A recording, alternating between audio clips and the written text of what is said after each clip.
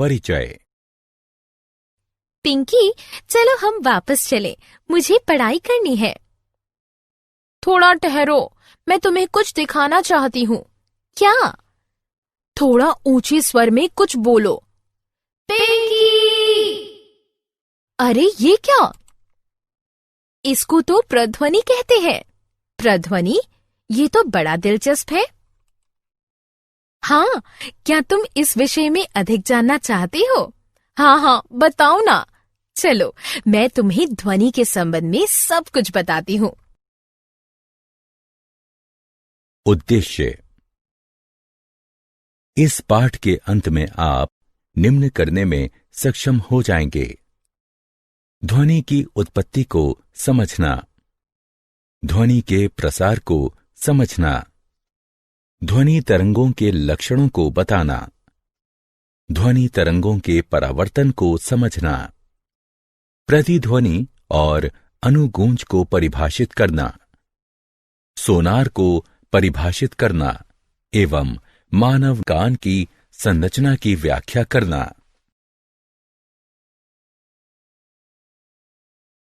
ध्वनि की उत्पत्ति। बच्चों, हम जानते हैं कि ध्वनि वैसा संवेदन अथवा अनुभूति है जिसे हम सुनते हैं। कंपन करने वाली वस्तु से ध्वनि उत्पन्न होती है। जब कोई वस्तु अथवा पदार्थ गति करता है तो कंपन होता है। कंपन का अर्थ है किसी वस्तु अथवा पदार्थ का तेज गति से आगे पीछे होना। आइए कुछ उदाहरणों के माध्यम से जानते हैं कि नियत ध्वनियां कैसे उत्पन्न होती हैं। मानव ध्वनि। किसी व्यक्ति की आवाज अथवा ध्वनि उसके स्वर रज्जुओं में कंपन के कारण उत्पन्न होती है। पशु ध्वनि। जब पक्षी अपने पंख फड़फड़ाते हैं तो ध्वनि उत्पन्न होती है। मधुमक्खियां जब उड़ती हैं तो भन भन की ध्वनि उत्पन्न होती है।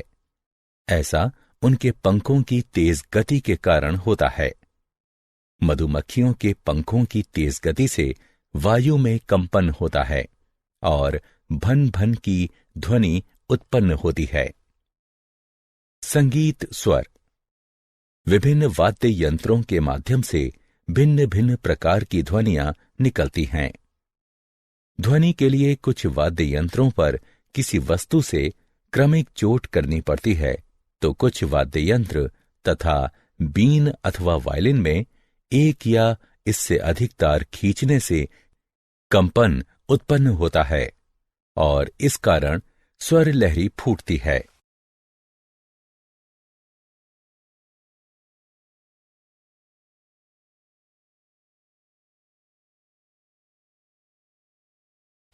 ध्वनि का प्रसारण। ध्वनि के उत्पन्न होने और सुने जाने के लिए 3 चीजें आवश्यक हैं। ये 3 चीजें हैं: ध्वनि का स्रोत, ध्वनि संवहन का माध्यम, इसको ग्रहण करने वाला। चलिए मान लेते हैं कि स्रोत वक्ता की आवाज है, ध्वनि प्रसारण का माध्यम वायु है और इसको ग्रहण करने वाला श्रोता का कान है। जब वक्ता के भाषण द्वारा ध्वनि उत्पन्न होती है अथवा जब किसी वस्तु में कंपन होता है तो ये माध्यम के कणों को कंपन के इर्द गिर्द व्यवस्थित करता है। ये कण कंपन करने वाली वस्तु से श्रोता के कान तक संवहन नहीं करते। माध्यम का कोई कण जब कंपन करती वस्तु के संपर्क में आता है तो पहले वो अपने संतुलन की स्थिति से विस्थापित होता है। तब ये अपने निकटवर्ती कणों पर बल आरोपित करते हैं और वो अपनी स्थिर अवस्था से विस्थापित हो जाते हैं। अपने निकटवर्ती कण को विस्थापित करने के बाद पहला कण अपनी पूर्व स्थिति में लौट जाता है। ध्वनि के श्रोता के कानों तक पहुंचने तक माध्यम में यह प्रक्रिया सतत चलती रहती है। किसी माध्यम में ध्वनि के प्रसारण के समय माध्यम के कण स्वयं आगे नहीं बढ़ते, किंतु उत्तेजना को आगे स्थानांतरित करते हैं। इस प्रकार ध्वनि तरंगें किसी माध्यम में कणों की गति हैं एवं इन्हें यांत्रिक तरंगे कहा जाता है। ध्वनि का प्रसारण। क्या तुम मुझे ध्वनि के सबसे सामान्य माध्यम के बारे में बता सकती हो? वायु वो सामान्य माध्यम है जिसके द्वारा ध्वनि तरंगें संचरण करती हैं। जब कंपन करती कोई वस्तु आगे बढ़ती है तो यह अपने सामने की हवा को धक्का देती है और संकुचित करती है, जिससे उच्च दबाव का एक क्षेत्र बनता है। यह क्षेत्र संपीड़न यानी सी कहलाता है। और जब कंपन करती वस्तु पीछे की तरफ बढ़ती है तो यह निम्न दाब का क्षेत्र निर्मित करती है, जो विसरण आर कहलाता है। संपीड़न उच्च वायुदाब वाले क्षेत्र हैं, जबकि विसरण निम्न वायुदाब वाले क्षेत्र होते हैं। इस चित्र को देखो, यह संस्वरण द्विभुज द्वारा निर्मित ध्वनि तरंगों को दर्शा रहा है एवं वायु के माध्यम में ट्यूब में प्रसारित हो रहा है। यह संपीड़न वाले क्षेत्र हैं और यह विसरण वाले क्षेत्र हैं।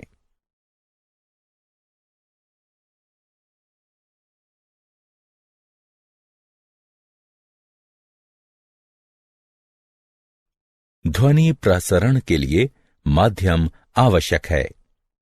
इस प्रकार कणों में कंपन द्वारा ध्वनि उत्पन्न होती है। इसके संचरण के लिए माध्यम की आवश्यकता होती है, यथा वायु, द्रव अथवा ठोस। परंतु हम ये कैसे सिद्ध कर सकते हैं कि ध्वनि संचरण के लिए माध्यम की आवश्यकता होती है? आइए देखें। इस आकृति को देखिए। यहां एक विद्युत घंटी एक वायुरोधी शीशे के मर्तबान में रखी है, जो एक वैक्यूम पंप से जुड़ी है। जैसे ही विद्युत घंटी का परिपथ पूर्ण होता है, ध्वनि सुनाई पड़ती है। अब यदि हम धीरे धीरे वैक्यूम पंप की सहायता से मर्तबान से वायु बाहर निकालते हैं, ध्वनि की तीव्रता घटने लगती है और अंततः जब मर्तबान से पूरी वायु निकाल ली जाती है, तब ध्वनि भी सुनाई नहीं पड़ती। हमने घड़ियाल पर लगातार पड़ते हथौड़े की चोट देखी होगी। इससे यह स्पष्ट रूप से सिद्ध होता है कि ध्वनि को संचरण के लिए माध्यम की आवश्यकता होती है।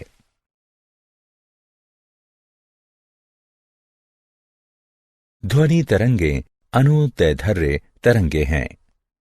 वैसी तरंग जिसमें माध्यम के कण उसी दिशा में आगे पीछे कंपन करते हैं जिस दिशा में तरंग का संचरण हो रहा है, तो उसे अनुदैर्ध्य तरंग कहते हैं।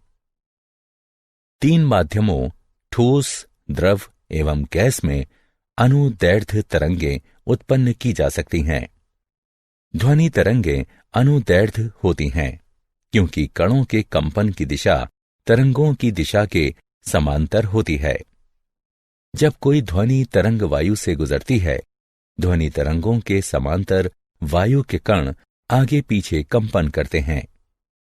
इस प्रकार जब एक ध्वनि तरंग क्षैतिज दिशा में संचरण करती है, तो माध्यम के कण भी क्षैतिज दिशा में आगे पीछे कंपन करते हैं, परंतु दिशा ध्वनि के समांतर होती है। उदाहरण के लिए, जब वायलिन के तार को छेड़ा जाता है तो वायु में एक तरंग उत्पन्न होती है। इस तरंग को अनुदैर्ध्य तरंग कहते हैं। एक अन्य प्रकार की तरंग भी होती है जिसे हम अनुप्रस्थ तरंग कहते हैं। अनुप्रस्थ तरंग वैसी तरंग है जिसमें माध्यम के अलग अलग कण तरंग संचरण की दिशा के लंबवत अपनी अपनी मध्य स्थितियों में गतिविधि करते हैं।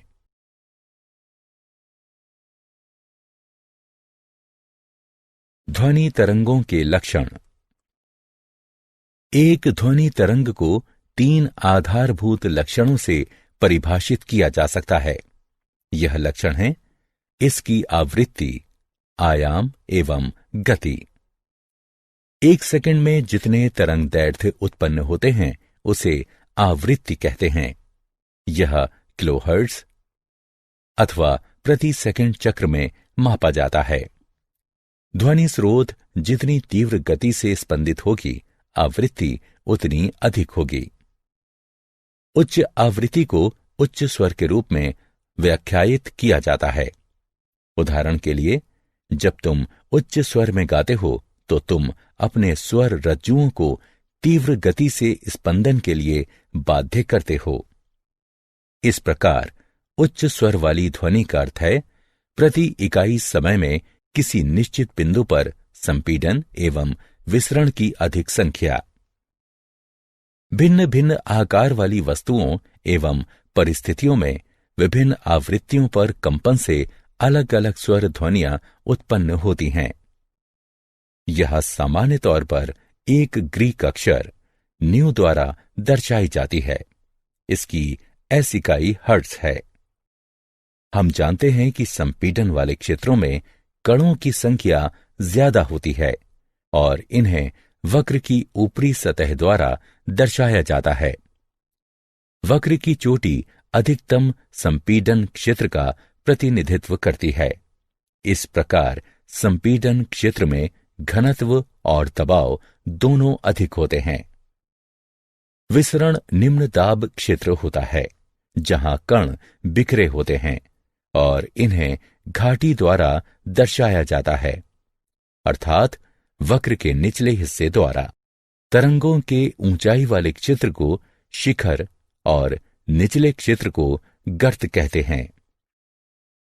दो क्रमागत संपीडनों C अथवा दो क्रमागत विसरणों यानी R के बीच की दूरी को तरंग दैर्ध्य कहते हैं। सामान्यतः तरंग दैर्ध्य को एक ग्रीक अक्षर लैम्डा द्वारा दर्शाया जाता है। इसकी SI इकाई मीटर यानी m है।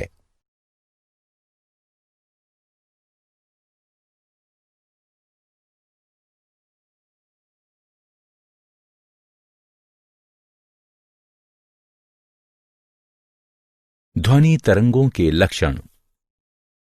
दो क्रमागत संपीडन अथवा विसरण द्वारा एक निश्चित बिंदु तक पहुंचने में लगे समय को तरंग अवधि अथवा परिक्रमण काल कहा जाता है।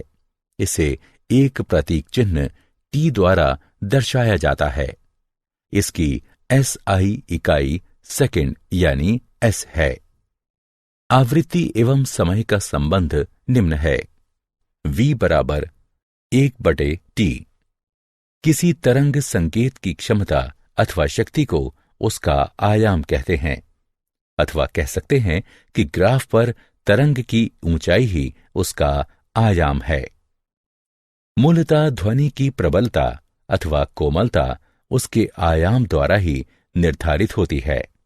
ध्वनि तरंग के आयाम उस बल पर निर्भर हैं जो किसी वस्तु में कंपन के लिए लगाए जाते हैं। गति। ध्वनि की गति को उस दूरी द्वारा परिभाषित किया जाता है जो तरंग के किसी बिंदु पर प्रति इकाई समय में संपीडन अथवा विसरण द्वारा तय की जाती है। हम जानते हैं गति v बराबर दूरी बटे समय जो कि लैम्डा बटे t के बराबर है। यहां लैम्डा ध्वनि तरंग का तरंग दैर्ध्य है।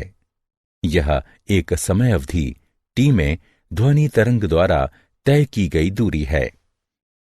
v बराबर लैम्डा v कोष्ठक में q 1/T बराबर v या v बराबर लैम्डा v।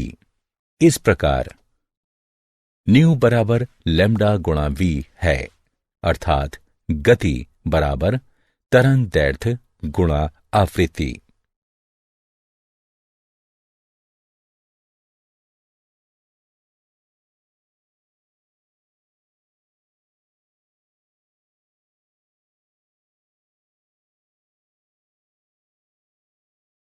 विभिन्न माध्यमों में ध्वनि की चाल।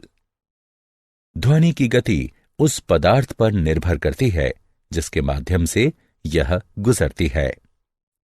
ध्वनि की गति द्रव अथवा गैस की तुलना में ठोस पदार्थ में अधिक होती है, क्योंकि गैस अथवा द्रव की तुलना में ठोस पदार्थ में अणु एक दूसरे के अधिक निकट होते हैं। इस तालिका की मदद से आप पता लगा सकते हैं कि 25 डिग्री सेल्सियस पर विभिन्न माध्यमों में ध्वनि की क्या गति होती है। ध्वनि का परावर्तन। प्रकाश की तरह ध्वनि भी किसी ठोस अथवा द्रव की सतह पर परावर्तित होती है। ध्वनि के परावर्तन एवं प्रकाश के परावर्तन के नियम एक समान होते हैं। आपतन कोण परावर्तन कोण के बराबर होता है। आपतित, परावर्तित एवं सामान्य तरंगें एक ही सतह पर होती हैं। ध्वनि तरंगें बड़े, कठोर, चिकने, क्षैतिज सतहों एवं सतहों से बहुत दूर यथा दीवारों, भवनों एवं चट्टानों पर भी परावर्तित हो सकती हैं। इस प्रकार की सतहों से ध्वनियों का जो परावर्तन होता है, प्रतिध्वनि उसी से उत्पन्न होती है। हमारे मस्तिष्क में ध्वनि की संवेदना 0.1 S तक रहती है। विशिष्ट प्रतिध्वनि को सुनने के लिए वास्तविक ध्वनि एवं परावर्तित ध्वनि के मध्य समय का अंतराल कम से कम 0.1 S होना चाहिए। यदि हम दिए गए तापमान 22 डिग्री सेल्सियस पर वायु में ध्वनि की गति को 344 m/s रखते हैं, तो ध्वनि को अवरोध तक पहुंचने और वहां से परावर्तित होकर श्रोता के कान तक आने में 0.1 S का समय लगेगा। अतः अपने प्रस्थान बिंदु से लेकर परावर्तन सतह एवं परावर्तन सतह से पुनः प्रस्थान बिंदु तक लौटने में ध्वनि द्वारा तय की गई कुल दूरी को कम से कम 344 m/s इंटू 0.1 S बराबर 34.4 m होना चाहिए। इस प्रकार विशिष्ट प्रतिध्वनियों को सुनने के लिए ध्वनि स्रोत से अवरोधक की न्यूनतम दूरी अवश्य ही इसकी आधी अर्थात 17.2 m होनी चाहिए। वायु के तापमान में परिवर्तन के साथ यह दूरी भी बदलती है। क्रमशः अथवा एकाधिक परावर्तनों के कारण प्रतिध्वनि एक से अधिक बार भी सुनी जा सकती है।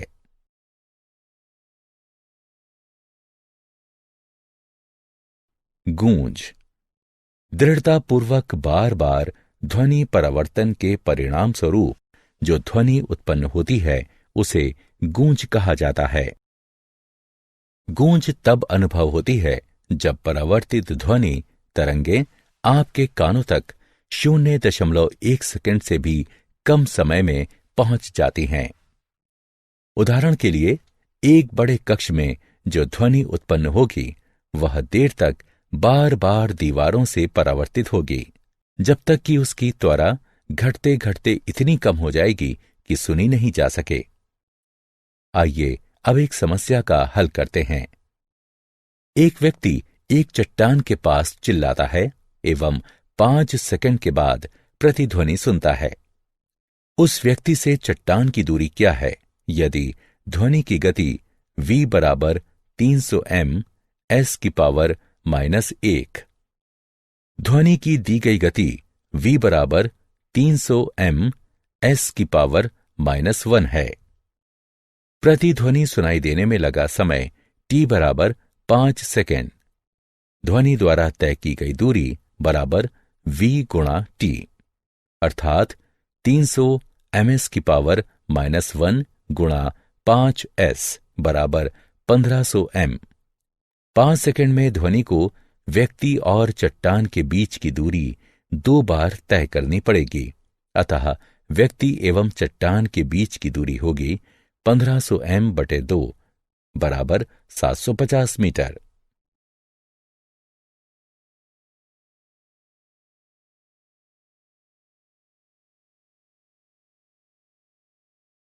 श्रवण सीमा। औसतन व्यक्ति की सामान्य श्रवण सीमा निम्नतम 20 हर्ट्ज एवं उच्चतम 20,000 हर्ट्ज के बीच होती है। 5 वर्ष से कम उम्र के बच्चों और कुछ पशुओं जैसे कुत्ता 25 किलोहर्ट्ज तक की ध्वनि सुन सकते हैं। मनुष्य की श्रवण सीमा उम्र बढ़ने के साथ घटने लगती है। जब व्यक्ति बूढ़ा हो जाता है तो उच्च आवृत्ति की ध्वनि सुनने की क्षमता खो देता है। 20 हर्ट्ज से कम आवृत्ति वाली ध्वनियां अनुश्रव्य ध्वनि कहलाती है। कुछ जानवर यथा व्हेल एवं हाथी अनुश्रव्य ध्वनियां निकाल सकते हैं। 20 किलोहर्ट्ज से ऊंची आवृत्ति वाली ध्वनियों को पराश्रव्य ध्वनि कहते हैं। कुत्ते कुछ पराश्रव्य ध्वनियों को सुन सकते हैं, इसलिए श्वान प्रशिक्षक अपने कुत्ते को बुलाने के लिए पराश्रव्य ध्वनि वाली सीटी का उपयोग कर सकता है। पराश्रव्य ध्वनि तरंगें चमगादड़ों के लिए अति आवश्यक हैं, क्योंकि वो दुनिया को देखने के लिए इसी पराश्रव्य ध्वनि तरंगों पर निर्भर हैं। पराश्रव्य ध्वनि के अनुप्रयोग। पराश्रव्य ध्वनियों का उपयोग उद्योगों एवं चिकित्सा के क्षेत्र में किया जाता है। पराश्रव्य ध्वनियां अवरोधकों की उपस्थिति में भी अपने निर्दिष्ट पथ पर गमन कर सकती हैं। महिलाओं के पेट की जांच के लिए चिकित्सक हस्तचालित ट्रांसड्यूसर के माध्यम से उच्च आवृत्ति वाली पराश्रव्य ध्वनियों का उपयोग करते हैं। ये वैसे अवयवों की सफाई के लिए भी उपयोग में लाया जाता है जो सामान्यतः पहुंच से दूर होते हैं। उदाहरण के लिए सर्पीली नलियां, विषम आकार के अवयव, इलेक्ट्रॉनिक उपकरण आदि। पराश्रव्य ध्वनि तरंगों का उपयोग किसी धातु खंड में दरार अथवा दोष का पता लगाने में भी किया जा सकता है। पराश्रव्य तरंगों को जब धातु खंड से गुजारा जाता है एवं तब संसूचक प्रसारित तरंगों के माध्यम से दोष का पता लगा लेते हैं। यदि छोटा सा भी दोष होगा तो पराश्रव्य ध्वनियां त्वरित रूप से उसका परावर्तन करेंगी। पराश्रव्य ध्वनि का उपयोग इकोकार्डियोग्राफी के लिए भी किया जाता है। इसमें पराश्रव्य तरंगों को हृदय के विभिन्न अवयवों से परावर्तित कराया जाता है एवं इस प्रकार हृदय का प्रतिबिंब बन जाता है। पराश्रव्य ध्वनि का उपयोग मनुष्य के गुर्दे में बनने वाले छोटे पत्थरों के टुकड़े करने में भी किया जाता है, जो बाद में मूत्र के साथ शरीर के बाहर आ जाते हैं।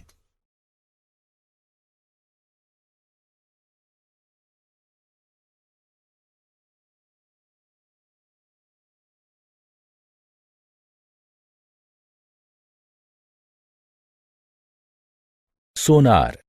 सोनार वो यंत्र है जो पराश्रव्य तरंगों की सहायता से पानी के भीतर की वस्तुओं का वेग, दिशा एवं दूरी मापता है। सोनार वस्तुतः साउंड नेविगेशन एंड रेंजिंग का संक्षिप्त रूप है। इस तरह सोनार का अर्थ हुआ ध्वनि संचालन द्वारा नौवहन को श्रेणीबद्ध करना।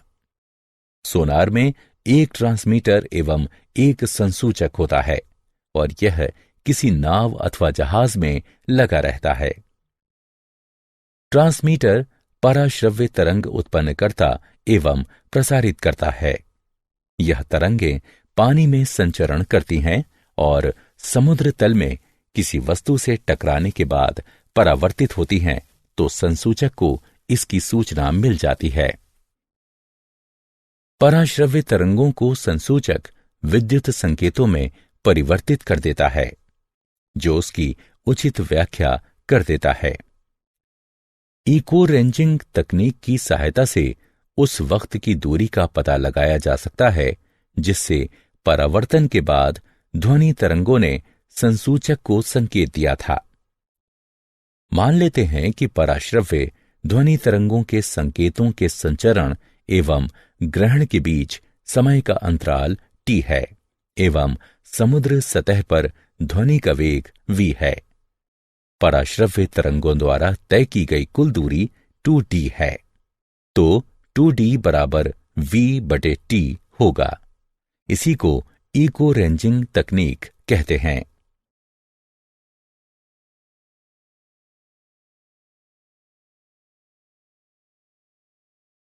मानव के कान की संरचना। कान मुख्य रूप से 3 भागों में विभक्त होता है, बाह्य, मध्य एवं आंतरिक। ध्वनि को पहचानने एवं समझने में कान के प्रत्येक भाग की अपनी विशेष भूमिकाएं होती हैं। कान के बाहरी भाग को पिन्ना अर्थात कर्णपाली कहते हैं। यह अपने आसपास के वातावरण से ध्वनि ग्रहण करता है। एकत्र ध्वनि कर्णपाली से गुजरते हुए श्रवण नालिका में जाती है। श्रवण नालिका के अंतिम छोर पर एक पतली झिल्ली होती है, जिसे कर्णपटल अथवा कान की झिल्ली कहते हैं। जब संपीडन अथवा विसरण कर्णपटल तक पहुंचती है तो यह झिल्ली अंदर एवं बाहर की तरफ गति शुरू कर देती है। इस प्रकार कर्णपटल कंपन करने लगता है। यह कंपन मध्य कर्ण की 3 हड्डियों घन, अहरन एवं वलयक द्वारा परिवर्तित होती है। तत्पश्चात मध्य कान इन स्पंदनों को आंतरिक कान की दिशा में संचरित कर देता है। आंतरिक कान के भीतर कंपन अथवा विविध दबाव कर्णावर्त द्वारा विद्युत संकेतों में परिवर्तित हो जाता है। यह विद्युत संकेत श्रोता की श्रवण तंत्रिका के माध्यम से मस्तिष्क तक पहुंचते हैं एवं मस्तिष्क इसकी व्याख्या ध्वनि रूप में कर लेता है।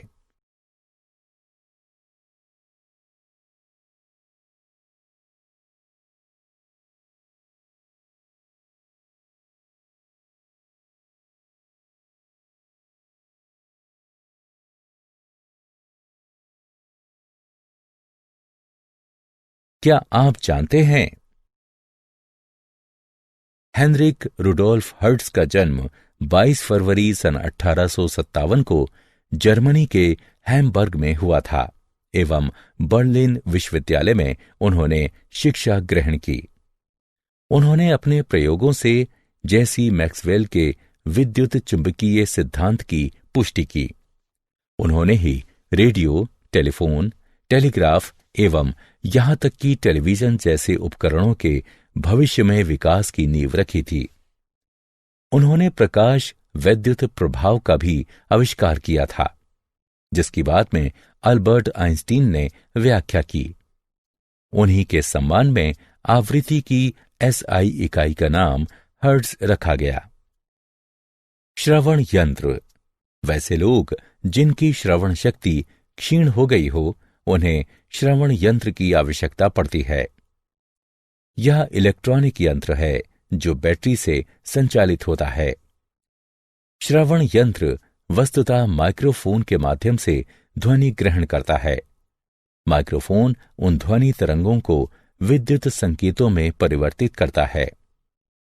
यह विद्युत तरंगें ध्वनि विस्तारक द्वारा परिवर्धित होती हैं। ध्वनि तरंगें परिवर्धन के बाद श्रवण यंत्र में लगे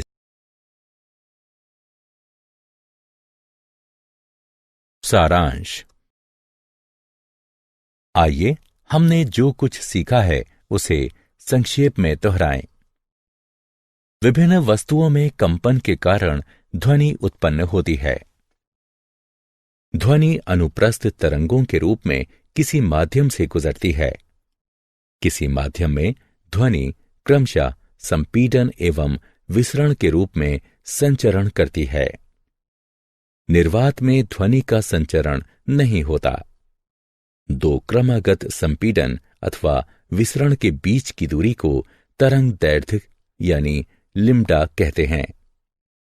किसी वस्तु के एक पूर्ण कंपन में तरंग द्वारा लिए गए समय को समयावधि यानी टी कहा जाता है। इकाई समय में पूर्ण कंपनों की संख्या को आवृत्ति यानी वी कहा जाता है।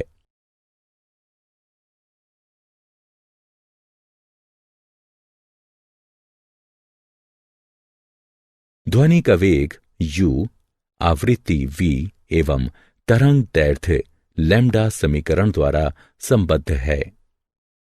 ध्वनि की गति प्राथमिक रूप से संचरण माध्यम की प्रकृति एवं तापमान पर निर्भर करती है।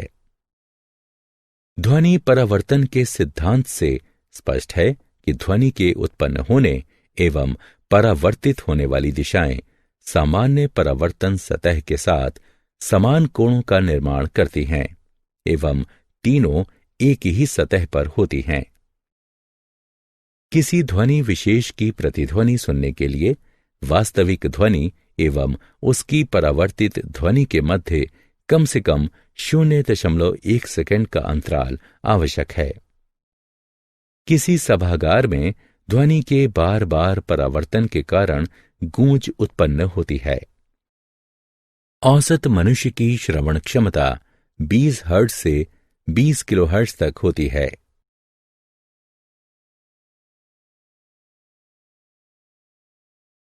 बीस हर्ट्ज से कम आवृत्ति वाली ध्वनि तरंगों को अनुश्रव्य एवं 20,000 हर्ट्ज से अधिक आवृत्ति वाली ध्वनि तरंगों को पराश्रव्य तरंग कहते हैं। पराश्रव्य ध्वनियों का उपयोग उद्योगों एवं चिकित्सा के क्षेत्र में किया जाता है।